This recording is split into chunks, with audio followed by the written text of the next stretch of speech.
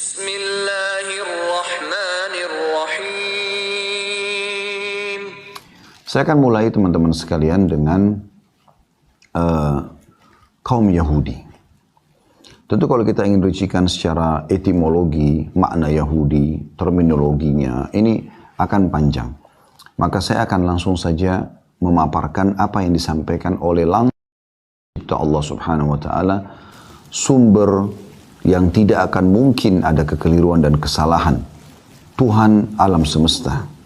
Dengarkan bagaimana Allah Subhanahu wa Ta'ala menggambarkan tentang kaum Yahudi yang sedang menjajah warga atau masyarakat muslim di Palestina. Teman-teman bisa buka surah Al-Ma'idah, surah nomor 5 ayat 82. Perhatikan bagaimana Allah kekalkan dalam firman-Nya, dan ini tidak akan mungkin berubah karena Allah tidak kekalkan dalam Al-Quran, kitabnya yang merupakan kalamullah atau perkataan Allah, kecuali memang ini adalah informasi yang valid. Sekali lagi Al-Ma'idah, teman-teman silakan buka aplikasi Al-Qurannya, surah nomor 5 ayat 82. Allah menggambarkan tentang Yahud dan menyebutkan nama mereka Yahudi ini.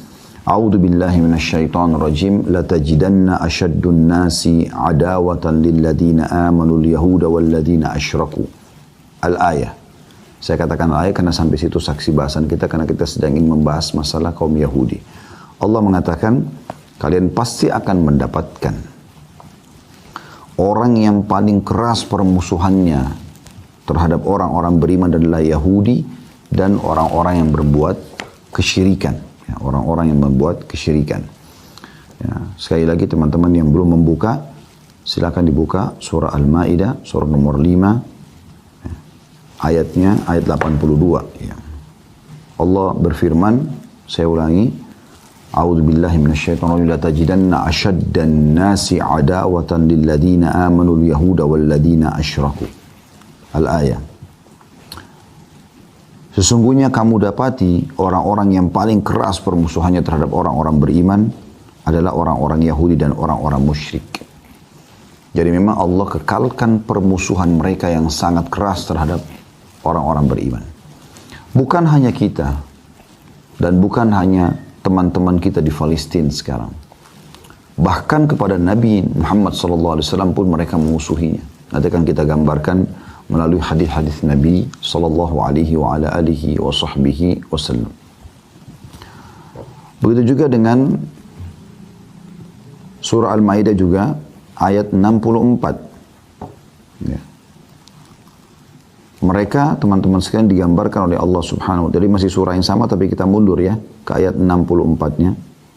Bukan hanya manusia yang mereka protes. Bukan hanya manusia yang mereka berlaku sewenang-wenang. Orang-orang Yahudi melampaui batas, bahkan berani memprotes Allah Subhanahu wa Ta'ala, dan bahkan memberikan penilaian-penilaian negatif terhadap Sang Pencipta Allah, padahal mereka yakin itu adalah Tuhan mereka. Perhatikan Al-Ma'idah surah yang sama ayatnya 64. A'udzu billahi minasyaitonir rajim. Wa qalatil yahudu yadullahi maglulah. Gullat aydihim wa lu'inu bima qalu bal yadahu mabsutatani yunfiku kayfa yasha wa la yazidanna katsiran minhum ma unzila ilayka min rabbika tughyanan wa kufra wa alqayna bainahumul adawata wal baghdha ila yaumil qiyamah kullama awqadu naran lil harbi atfa'aha Allah wa yas'auna fil ardi fasada wallahu la yuhibbul mufsidin. Ini perhatikan Allah gambarkan Yahudi. Orang-orang Yahudi berkata, tangan Allah itu terbelenggu. Bisa bermakna mereka mengatakan Allah itu pelit. Allah mereka protes. Sebenarnya tangan mereka lah yang dibelenggu dan mereka lah yang dilaknat disebabkan apa yang telah mereka katakan itu. Dilaknat artinya diangkat berkah hidupnya. Tidak demikian, tetapi kedua-dua tangan Allah terbuka. Dia menafkahkan atau memberikan rezeki sebagaimana dia kehendaki. Dan Al-Quran yang diturunkan kepadamu hai Muhammad dari Tuhanmu sungguh-sungguh akan menambah kedurhakaan dan kekafiran bagi kebanyakan di antara mereka. Mereka tidak akan pernah beriman. Susah sekali beriman. Ya. Jangankan di zaman sekarang. Di zaman Nabi Muhammad SAW dihitung jari orang Yahudi yang masuk Islam. Dan kami telah timbulkan permusuhan dan kebencian di antara mereka sampai hari kiamat. Setiap mereka menyalakan api peperangan, Allah memadamkannya dan mereka berbuat kerusakan di muka bumi dan Allah tidak menyukai orang-orang yang membuat kerusakan. Perhatikan di sini, Allah mengatakan kekal dalam Al-Quran setiap mereka menyalakan api peperangan. Artinya mereka terus akan menyalakan api peperangan dengan orang-orang beriman. Tapi Allah memadamkannya. Kayak kasus sekarang, beberapa hari mereka menyerang, tiba-tiba disoroti oleh seluruh dunia bahkan. Bukan cuma oleh kaum muslimin. Dan mereka suka sekali membuat kerusakan di muka bumi. Dan Allah tidak suka kerusakan. Begitu juga teman-teman sekalian, bagaimana Allah subhanahu wa ta'ala menggambarkan mereka dalam surah Al-Fatihah yang sering kali teman-teman baca ya. Kita baca, A'udzubillahi minasyaitonirrajim, ihdinas siratal mustaqim, tunjukkanlah kami jalan yang lurus. Lalu kita bilang apa? Siratal ladzina an'amta 'alaihim ghairil maghdubi 'alaihim waladdallin. Tunjukkanlah kami Allah jalan-jalan yang lurus. Jalan orang-orang yang telah Engkau berikan nikmat kepada mereka, maksudnya para nabi-nabi dan pengikut-pengikut yang beriman para nabi-nabi tersebut. Bukan jalan-jalan orang yang telah Engkau murkahi dan juga orang-orang yang sesat. Ghairil maghdubi alaihim, orang yang murkahi. Kata Abdullah bin Abbas, sahabat Nabi yang mulia ini radhiyallahu anhuma, dia dengan ayahnya sahabat mengatakan mereka adalah Yahud. Allah murka pada mereka karena mereka tahu Allah, tahu Rasulullah SAW, tahu Al-Quran. Bahkan dalam ayat lain Allah mengatakan, A'udzubillahi minasyaitonirrajim, ya'rifunahu kama ya'rifuna abna'ahum. Mereka mengenal Nabi Muhammad SAW. Mereka mengenal Al-Quran sebagaimana mereka mengenal anak mereka sendiri. Bayangkan teman-teman sekalian, kita tidak mungkin lupa wajah anak kita. Ya. Walaupun baru lahir kemudian ya, sempat hilang, kita bisa mengenal anak kita. Subhanallah, orang tua diberikan oleh Allah SWT kemampuan untuk itu. Ya. Apalagi kalau sudah dewasa, udah jelas gitu. Maka kita perlu garis bawahi bahwasanya mereka mengenal Nabi Muhammad SAW, mereka mengenal Al-Quran, Allah gambarkan sebagaimana mereka mengenal anak-anak mereka. Tapi mereka tidak mau beriman. Ya. Berulang kali baginda Nabi SAW undang mereka, mengajak mereka diskusi, mereka menolak selalu beriman. Makanya Allah murkah pada mereka. Maghdubi alaihim. Kemudian teman-teman sekalian, juga mereka mengatakan Allah itu miskin. Bayangkan. Ini bukan perkataan saya. Allah berfirman. Dan mereka membunuh para nabi-nabi utusan Allah kalau mereka tidak suka. Itu sifat orang Yahudi. Al-Quran yang berbicara. Silakan dibuka. Surah Al-Imran. Surah nomor 3 ayat 181. Sekali lagi surah Al-Imran, surah nomor 3 ayat 181. A'udzu billahi minasyaitonir rajim. Laqad sami'allahu qawla alladhina yaqalu innallaha faqirun wa nahnu aghniya. Sanaktubu ma qalu wa qatlahumul anbiya'a bighairi haqqin wa naqulu dhuqu 'adzabal hariq. Artinya, Allah telah mendengar orang-orang Yahudi yang berkata Allah itu miskin dan kami kaya. Bayangkan. Jadi nggak usah berpikir lagi positif tentang mereka ini. Karena Allah sudah mengatakan begitu. Allah pun mereka katakan miskin. Apalagi kalau cuma saya dengan Anda. Maka kami akan catat apa yang mereka katakan itu. Bahkan mereka membunuh para nabi-nabi tanpa ada kebenaran. Mereka tidak punya hak. Dan kami akan katakan kepada mereka, rasakanlah panasnya api neraka. Ya. Mereka pula teman-teman sekalian, yang telah meminta kepada Nabi Musa alaihissalam, syarat mereka mau beriman, mereka meminta agar Allah ditampakkan dengan nyata. Dan Allah tidak menampakkan dirinya kepada makhluknya kecuali di hari kiamat nanti. Dan yang melihat wujud Allah subhanahu wa ta'ala yang maha sempurna hanya ahli surga nanti. Dan itu nikmat terbesar di surga. Kemudian dijelaskan dalam hadis-hadis yang sahih, pada saat ahli surga sudah masuk ke dalam surga semuanya dan ahli neraka masuk ke dalam neraka, di neraka nggak ada lagi kecuali orang-orang yang kekal, orang musyrik, orang munafik, ya, orang-orang kafir. Orang beriman yang masih punya dosa sudah bersih, semua dosanya sudah dikeluarkan, sudah bersih dari neraka, semua masuk surga. Allah bertanya kepada ahli surga, apakah kalian sudah merasa puas dengan nikmat yang aku berikan?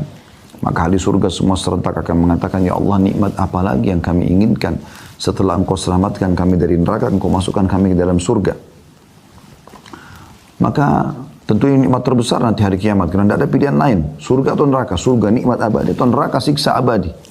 Maka mereka mengatakan, nikmat apa lagi yang kami inginkan? Maka dalam hadis ini kata Nabi SAW, Allah mengangkat hijabnya. Maka pada saat itu ahli surga pertama kali melihat wujud Allah yang asli, maka serentak mereka berkata, ya Allah, tidak ada nikmat yang mengenakan melihat wajahmu yang mulia. Makanya Nabi Muhammad SAW mengajarkan kepada kita di akhir doa-doa, di tahiyat terakhir ya. Sebelum salam kita dianjurkan membaca di antara potongan doa, wa as'aluka ladzatan nazara ila wajhik. Ya Allah, aku minta kelezatan dan kenikmatan melihat wajahmu yang mulia. Ya. Mereka mengatakan dalam Al-Baqarah surah nomor 2 ayat 55, nantang Nabi Musa, kami mau beriman tapi syaratnya kau harus lihatkan Allah. Melihat Nabi Musa AS sudah cukup sebenarnya. Utusan Allah, dia membawa firman Allah, Taurat. Dia mengajarkan kebaikan-kebaikan. Dan terlalu banyak kisah-kisah umat sebelumnya. Sebelum Nabi Musa banyak nabi-nabi. Banyak sekali nabi-nabi sebelum Musa AS. Ibrahim, Nuh, Saleh, Shu'aib. Banyak. Dalam firman Al-Baqarah, firman Allah SWT Al-Baqarah surah nomor 2 ayat 55 berbunyi, a'udzubillahi minasyaitonirrajim, wa idh qultum ya Musa lan nu'mina laka hatta narallaha jahratan fa akhadhatkumus sa'iqatu wa antum tanzurun. Ingatlah pada saat kalian berkata kepada Musa, hai Bani Israel, hai orang Yahudi, kami tidak akan beriman kepadamu, lan nu'min. Perhatikan kata-kata lan ini teman-teman. Lihat, perhatikan huruf bahasa Arabnya lan. Dalam bahasa Arab ada 3 kosakata bisa digunakan untuk tidak. Ada la biasa kayak yang Anda pelajari di huruf hijaiyah, itu artinya tidak. Ada lam dengan mim, lam dibaca artinya tidak pernah. Ada lam dengan nun, lan artinya tidak akan pernah. Mereka mengatakan apa? Lan nu'mina laka. Kami tidak akan beriman padamu, hai Musa. Hatta narallaha jahra. Sampai kami melihat Allah secara nyata. Maka Allah mengatakan, kami pun menyambarkan petir kepada kalian. Sementara kalian melihat. Jadi yang meminta itu disambar petir oleh Allah sementara dimatikan depan teman-temannya semua. Dan sekian banyak teman-teman sekalian ayat-ayat Al-Quran yang menggambarkan tentang orang-orang Yahudi ini. Tapi di sini kita cukupkan. Ini bagaimana Allah menggambarkan. Jadi tidak usah kita yang gambarkan lagi. Begitulah Allah gambarkan musuh kaum muslimin ini. Ya. Sekarang kita lihat bagaimana dalam hadis-hadis Nabi sallallahu alaihi wa ala alihi wa sahbihi wasallam. Kita mulai dengan hadis Bukhari, pengakuan Abdullah bin Salam radhiyallahu anhu, salah satu pendeta Yahudi. Orang ini menghafal Taurat dan dianggap orang yang paling alim di antara pendeta Yahudi di Madinah pada masa itu. Dia datang kepada Nabi SAW lalu masuk Islam. Perkataan pertama Abdullah bin Salam radhiyallahu anhu setelah masuk Islam, dan ini jarang sekali terjadi. Ini betul-betul orang yang mau ikutin hati nurani dari Yahudi bisa seperti ini. Dia mengatakan, wahai ya Rasulullah, jangan sampaikan ke Yahudi tentang masuk Islamku sampai Anda mengundang mereka dan mengajak mereka untuk masuk Islam.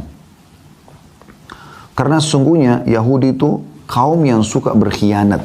Ini perkataan pendeta mereka. Dalam hadis Bukhari. Hadis yang sahih. Maka Nabi SAW mengundang beberapa pendeta Yahudi. Di antaranya Huyai bin Akhtab. Ini salah satu pendeta Yahudi juga yang dikenal. Yang mati dalam keadaan kufur. Dan anaknya Sofia binti Huyai itu menjadi istri Nabi SAW pada saat pembebasan Khaybar nantinya. Yang jelas teman-teman sekalian, dipanggillah mereka oleh Nabi SAW, lalu Nabi SAW berkata pada mereka, hai Yahudi, masuk Islam lah. Kalian tahu, aku ini utusan Allah. Kalian tahu Al-Quran benar. Bahkan 3 suku Yahudi yang tinggal bersama Nabi SAW di Madinah, Qainuqa, Nadir, dan Quraidah, 3-3-nya ini saudaraku seiman, pindah ke Madinah sebelum Nabi SAW lahir. Jauh, sampai mereka turun-temurun tinggal di Madinah, hanya karena tahu Madinah adalah mahjarun Nabi. Tempat hijrahnya Nabi terakhir. Dan mereka yakin, bahkan mereka sering berkata kepada orang-orang penduduk asli Madinah, dari 2 suku Aus dan Khazraj. Nanti setelah Islam dikenal dengan Ansar. Mereka selalu mengatakan, nanti akan keluar Nabi terakhir di sini, kami akan beriman dan kami akan perangi kalian.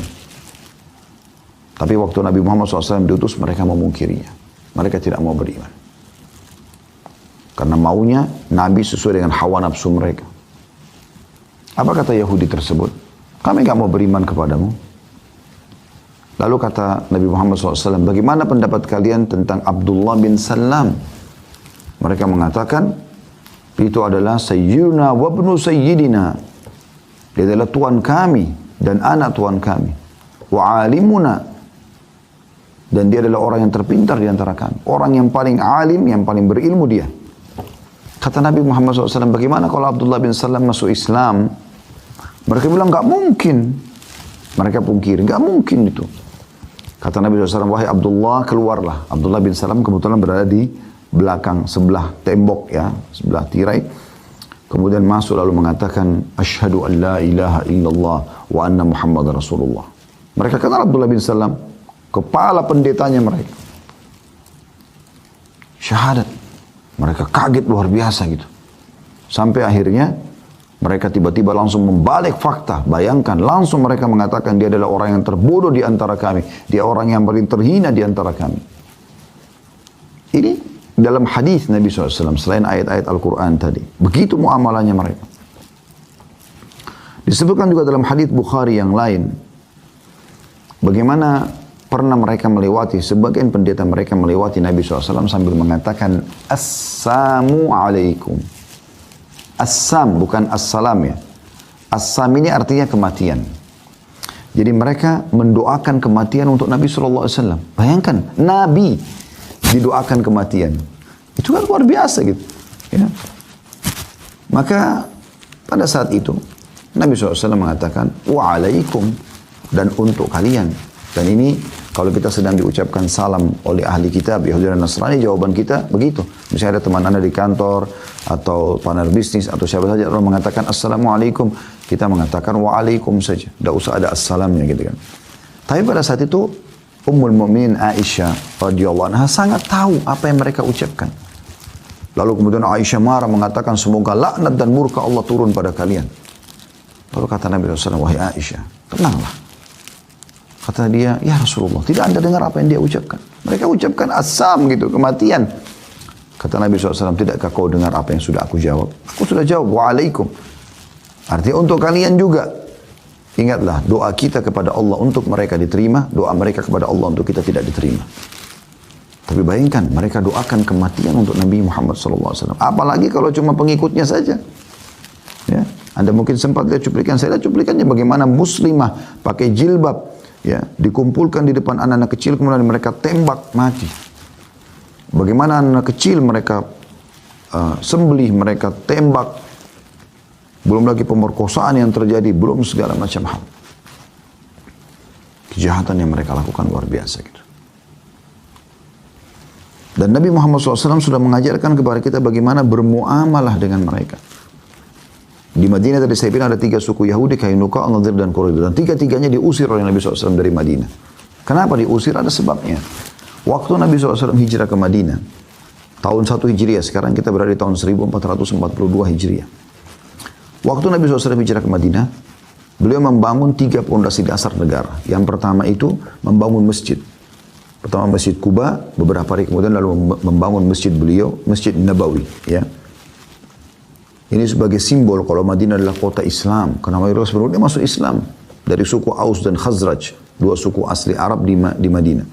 Kemudian beliau mempersaudarakan muhajirin dan ansar. Mu'akhah. Ya. Dibangun ukhuwah antara pendatang dari luar Madinah, yaitu penduduk dari Mekah, muhajirin yang hijrah, dan penduduk Madinah sendiri asli. Sehingga tidak ada rasisme dalam Islam. Semua sama, bahkan penduduk asli dianjurkan Nabi SAW untuk menyambut saudara mereka. Maka setiap orang Ansar berusaha memperebutkan siapapun dari muhajirin agar tinggal di rumah mereka. Bahkan mereka ada yang kelaparan, yang penting muhajirin ini makan. Ada yang memberikan rumahnya walaupun mereka harus pindah rumah. Mereka ada yang memberikan hartanya. Ya. Allah sebut dalam surah Al-Hashr. A'udzu billahi minasyaitonir rajim wa yu'thiruna 'ala anfusihim walau kana bihim khasasah. Dan mereka memaksakan diri-diri mereka walaupun mereka sendiri butuh. Itu adalah orang-orang Ansar kepada para muhajirin. Ini ada bahasan sendiri, saya tidak bahas ini. Sekarang yang ketiga adalah mu'ahadah. Mu'ahadah. Ini adalah menulis kesepakatan damai dengan orang-orang Yahudi yang ada di Madinah pada saat itu. Agar mereka sama-sama menjaga Madinah, mereka tidak boleh berkhianat. ya, dan seterusnya. Yang terjadi teman-teman sekalian, subhanallah, 3 suku Yahudi ini berkhianat. Yang pertama Qainuqa. Akhirnya Nabi SAW kepung dan usir mereka dari Madinah. Sebabnya adalah ada seorang wanita muslimah yang belanja di toko Yahudi. Jadi kalau ibaratnya meja ini adalah kota Madinah pada zaman itu, setiap suku itu berkumpul sendiri. Dan mereka punya benteng, mereka ya buat tembok besar. Di dalam itu pemukiman mereka juga ada pasar mereka. Pagi hari mereka buka pintu gerbang, siapa saja boleh masuk. Dan nanti ada tembok besarnya Madinah yang melindungi semuanya. Ya. Begitu keadaan di zaman Nabi SAW. Maka pada saat itu teman-teman sekalian, ada satu muslimah sahabat Nabi belanja di pasar Yahudi. Waktu dia masuk ke pasar itu, pemilik toko Yahudi ini menggoda agar muslimah ini membuka cadarnya atau membuka hijabnya. Jadi dia tolak.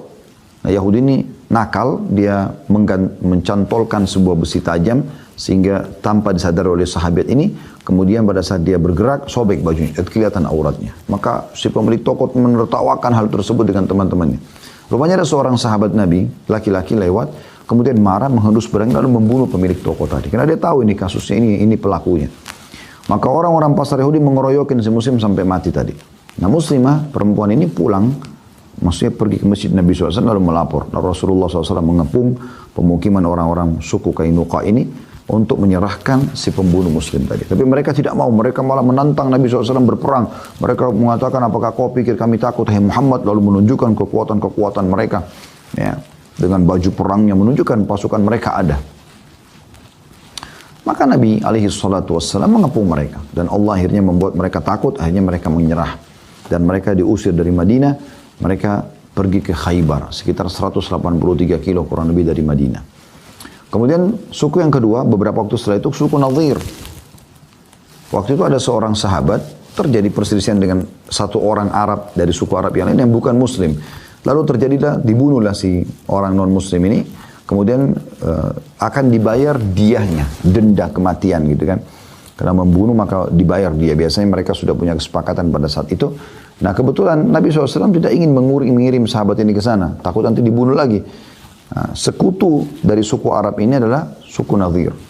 Maka Nabi SAW ke suku Nadhir, mengantarkan uang dia, mengatakan ini tolong sampaikan ke mereka. Para pendetanya diskusi mengatakan, baiklah tunggulah sebentar hai Muhammad. Mereka dengan tidak sopan, tidak mengajak Nabi SAW ke sebuah tempat yang Nabi SAW bisa duduk nyaman. Mereka biarkan Nabi nunggu di dekat sebuah rumah. Ya, lalu Nabi SAW duduk sambil bersandar di tembok rumah itu. Bersama Abu Bakar, Umar, dan beberapa orang sahabat. Lalu satu pendeta Yahudi mengatakan, sungguh kalian tidak akan mendapatkan peluang untuk membunuh Muhammad seperti sekarang. Siapa yang naik ke atas rumah lalu lemparin batu, biar kepalanya hancur, biar dia mati. Ada satu Yahudi mengatakan, saya. Dia naik ke atas rumah tersebut, wahyu turun. Jibril AS menyampaikan kepada Nabi SAW berita tersebut. Lalu Nabi SAW sudah tahu di atasnya ada yang melempar batu, maka beliau tidak buat kecurigaan. Beliau berdiri, lalu beliau jalan. Sampai beberapa sahabat yang bersama beliau pun, Ridwanullah alaihim, Abu Bakar, Umar, Talha dan beberapa sahabat tidak tahu. Bukan salah Zubair, bukan Talha. Ya, tidak tahu Nabi SAW mau kemana. Tapi karena lama nunggu mereka pun pulang. Mereka pulang ke masjid Nabi SAW, mereka temukan Nabi sudah siapin pasukan. Kenapa ya Rasulullah begini ceritanya? Maka Nabi SAW mengepung lagi benteng Nadhir. Dan meminta yang di atas rumah itu yang mau membunuh berikan kepada kami. Karena mereka tidak mau makan, mereka menantang perang Nabi SAW. Maka Allah permalukan mereka. Allah permalukan mereka. Diceritakan dalam surah Al-Hasyr. Kemudian Allah pun mengeluarkan mereka dari benteng-benteng mereka dan meninggalkan itu untuk ghanimah bagi muslimin. Kemudian mereka pergi ke Khaybar. Rupanya dua suku ini tidak tinggal diam. Ya. Mereka lah setelah itu mendatangi beberapa suku-suku Arab. Ya, kurang lebih tahun 5 atau tahun 6 Hijriah yang terkenal nanti sebab perang Khandak atau perang Parit. Ya. Itu atau dikenal juga dengan perang Ahzab. Surah nomor 33 dalam Al-Quran. Surah Al-Ahzab menceritakan masalah itu. Jadi mereka keluar mengajak orang-orang Arab yang memang belum masuk Islam dan mereka tidak suka dengan Islam untuk mengeroyoki Madinah. Termasuk mereka datang kepada Quraisy. Dan Quraisy termasuk orang yang atau suku yang paling banyak menyumbang pasukan sampai 4.000 orang. Ghatafan, suku yang lain juga 4.000 orang, sudah 8.000. 2.000-nya sisa ada sebagian dari Yahudi, sebagian dari suku-suku Arab yang lainnya. Nanti setelah perang Khandak, perang Parit ini, Nabi SAW menyerang mereka satu persatu sebagai hukuman gitu ya. Yang jelas mereka datang dengan 10.000 pasukan dan semuanya berkuda. Pemicu utamanya adalah dua suku Arab ini, Qainuqa dan Nadhir. Nah, satu suku Yahudi yang lain, Quraidah, tidak mau ikut-ikutan. Mereka tetap di Madinah. Mereka mau tetap damai bersama Nabi SAW. Tapi karena digoda oleh dua suku ini, datang utusannya dan mengatakan, kalian untuk apa berpegang pada kesepakatan damai sama Muhammad? Lihat 10.000 pasukan sudah datang. Bentar lagi kita akan hancurkan Madinah. Dan kalian akan berkuasa. Ayo kita bagi-bagi aja. Ayo kita bagi-bagi aja Madinah ini. Ya. Maka akhirnya Quraidah pun berkhianat. Intinya Allah SWT selama 43 hari mereka mengepung Madinah, mengusir mereka dengan angin yang kencang dan membuat ya terjadinya kacau balau di pasukan mereka sehingga mereka pulang, bubar semuanya dan akhirnya Quraidah pun dihukum oleh Nabi SAW, dikepung. Ya, karena mereka berkhianat maka semua kaum laki-lakinya dihukum mati pada saat itu. Ini muamalah yang Nabi SAW sampaikan. Tapi selama mereka tidak berkhianat, maka Nabi SAW tidak pernah melanggar damai. Bahkan Nabi SAW pernah diundang makan dan datang. Gitu kan? Mereka lah yang berusaha teman-teman sekalian untuk meracuni Nabi SAW. Meracuni Nabi SAW di perang Khaybar. Ya. Pada saat muslimin sudah menang, menembus benteng-benteng mereka, maka ada satu wanita yang sepakat dengan pendeta Yahudi untuk menaruh racun. Dan mereka tahu Nabi SAW sangat gemar makan paha kambing. Apa yang mereka lakukan teman-teman sekalian? Ya, mereka meletakkan nampan, satu nampan yang ada roti gandumnya itu ada paha kambing dan mereka tahu ini Nabi paling gemar dan juga ini sahabat juga tahu ini kesukaan Nabi SAW. Mereka berikan nampan-nampan yang banyak, yang lain tidak ada semua paha. Maka sahabat melihat nampan tersebut, mereka mendahulukan Nabi SAW. Dan pada saat itu sudah 3 hari para sahabat kehabisan makanan sebelum menembus benteng Khaybar ini. Intinya disiapkanlah makan, sahabat menunggu Nabi SAW. Memulai pada saat Nabi mencuil dagingnya, ya, dan masukkan ke dalam mulut, tiba-tiba Nabi SAW mengatakan, hentikan tangan kalian. Hentikan tangan kalian. Maka para sahabat bingung, mereka sudah kelaparan 3 hari, ada apa ini? Nabi SAW mengatakan, hentikan tangan kalian. Setelah hentikan, kata Nabi SAW, panggilkan pendeta-pendeta Yahudi. Tidak panggil. Begitu datang mereka, teman-teman sekalian, apa yang terjadi? Nabi SAW menanyakan kepada mereka 3 pertanyaan. Yang pertama, Nabi bilang dulu, ya ma'asyiral Yahud, antum musaddiqi in sa'altukum an syai'. Hai orang Yahudi, kalian jujur tidak kalau saya tanya sesuatu? Kata orang Yahudi, tentu saja. Maka kata Nabi SAW, siapa kakek kalian? Kebetulan orang-orang Yahudi di Madinah 3 suku ini, Qainuqa, Nadhir dan Quraidah. Ya.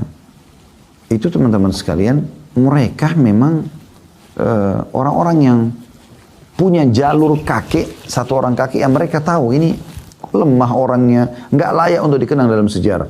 Itu pertimbangan orang Yahudi. Maka mereka alihkan nama, ganti nasab mereka ke orang Yahudi yang lain dikenal dengan perkasanya. Dan itu tidak ada yang tahu. Orang Yahudi pun banyak tidak tahu. Tapi Nabi SAW tahu melalui wahyu. Nabi SAW tanya mereka sebagai pertanyaan jebakan nih. Siapa kayak kalian? Mereka mengatakan Fulan bin Fulan, orang yang dianggap kuat itu. Kata Nabi SAW, kalian telah bohong. Kakek kalian Fulan bin Fulan, yang kalian hapus nasabnya. Kaget mereka. Dari mana Nabi SAW tahu ini? Mereka diam. Lalu Nabi SAW tanya lagi. Hai Yahud, antum musaddiqi in sa'altukum an syai'. Hai orang Yahudi, jujur gak kalau saya tanya lagi? Mereka bilang, iya. Kalau kami bohong, pasti Allah akan buka kepadamu sebagaimana Allah buka kepadamu siapa kakek kami. Dan ini riwayat Bukhari. Hadis yang sahih. Maka kata Nabi SAW, man ahlun nar, siapa penghuni neraka? Mereka mengatakan kalimat yang unik. Ini hadis yang sahih, riwayat Bukhari. Kata mereka, kami akan masuk ke neraka dulu, lalu digantikan oleh kalian, hai muslimin. Jadi mereka tahu mereka akan masuk neraka, subhanallah. Akan dipanggang, dibakar di neraka. Tapi saking kerasnya hatinya sampai seperti itu. Kata Nabi SAW, kalian telah bohong. Kami tidak akan pernah menggantikan kalian. Artinya kalian akan kekal di neraka itu. Lalu kemudian Nabi SAW tanya yang ketiga kali. Ya ma'asyarul Yahud, antum musaddiqi an sa'altukum an syai'. Hai Yahudi, jujur ya kalau saya tanya lagi. Kata orang Yahudi, tentu saja. Udah gak bisa bohong lagi karena sudah 2 kali mereka ketahuan bohong. Maka kata Nabi SAW, apakah kalian letakkan racun di makanan ini? Di sini sahabat baru faham, oh ternyata ada racunnya. Kata mereka, iya. Kata Nabi SAW, kenapa? Nabi sudah tahu sebabnya. Mereka mau bunuh Nabi SAW. Tapi Nabi ingin sahabat-sahabat dengar. Dan sampai kepada seluruh muslimin umatnya sampai menjelang hari kiamat. Ini loh Yahudi. Terbukti juga hari ini terdengar oleh Bapak Ibu sekalian. Kata mereka, kami ingin membuktikan. Kalau kau seorang Nabi, kau tidak akan mati dengan racun itu. Kau tidak akan kena racun itu. Tapi kalau kau seorang raja yang hanya merebut kekuasaan, maka kau akan mati dengan racun kami. Tapi luar biasanya Pak teman-teman. Nabi kan tahu sekarang. Berarti mereka tahu kalau itu adalah Nabi. Maka mereka berkata, hai Muhammad, siapa yang beritahukan kepadamu? Nabi SAW angkat paha kambing itu sambil mengatakan, akhbarani hadha dzira'. Yang telah menyampaikan kepadaku tentang racun tersebut adalah paha ini. Daging kambing yang sudah dimasak, ditaruh racun itu bicara dengan Nabi SAW. Kuasa Allah sebagai mukjizat. Dan ini sudah saya jelaskan di materi Tabligh Akbar kami. Teman-teman bisa masuk ke YouTube, cari playlist judulnya Kekasihku Rasulullah Aku Mencintaimu.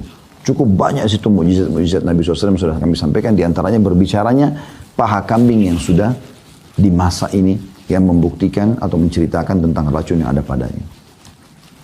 Dan sekian banyak teman-teman kejadian-kejadian antara Nabi SAW dengan orang-orang Yahudi di Madinah seperti kisah Ka'ab bin Ashraf, seorang pendeta Yahudi yang berusaha selalu menyerang Nabi SAW, menyakiti Nabi SAW, akhirnya dibunuh oleh beberapa orang sahabat ya.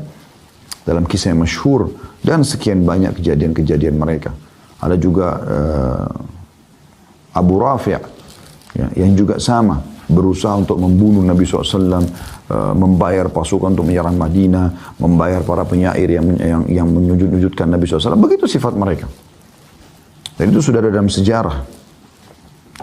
Begitu juga teman-teman sekalian, kisah masyhur dari seorang pendiri sekte Syiah dan Khawarij, dua kelompok ini sekaligus didirikan oleh Abdullah bin Saba, seorang Yahudi dari Yaman yang pura-pura masuk Islam di zaman Uthman bin Affan. Kemudian dia mengatakan bahwasanya Abu Bakar sama Umar mengambil khilafah Ali. Dia tidak bilang Uthman karena Uthman masih hidup pada saat itu. Maka Uthman menangkapnya dan mengeluarkan dari kota Madinah. Tapi ternyata dia buat gemuruh dari luar Madinah. Dicarilah orang-orang yang masih lemah imannya dari orang-orang Badui. Digerakkan kemudian mendemo, datang mengepung rumah Uthman bin Affan. Sampai terjadilah pembunuhan Uthman bin Affan radhiyallahu anhu. Dan dia pendiri sekte Syiah ini, dia yang mengatakan bahwasanya ya, setelah Uthman terbunuh, bahwasanya di zaman khilafahnya Ali, Abu Bakar, Umar dan Uthman mengambil khilafah Ali. Maka Ali marah dengan dia. Ali mengatakan, dari mana kau katakan ini? Setelah ditangkap, saya sendiri tidak pernah bilang itu. Maka dia bilang, memang saya yakin begitu. Kata Ali, kau harus bertobat. Ya. Kalau enggak, kau akan saya cambuk 80 derah hukuman terhadap pendusta, penyebar berita bohong. Maka dia mengatakan, saya tidak mau. Kata Ali, kalau kau tidak mau, saya akan hukum mati kamu. Karena kau melanggar pemerintah ini. Kata dia, kalau kau bunuh saya, kau adalah Tuhan. Maka Ali hukum mati. Yang sampai sekarang kuburannya di Iran dipuja-puja. Padahal sebenarnya dia adalah historinya seperti ini.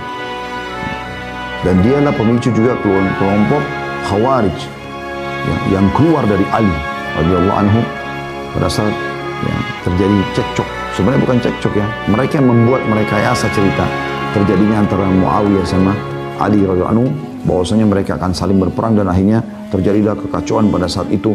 Kisah yang cukup panjang, nanti itu ada bahasan sehingga Anda bisa kembali ke penyampaian kami.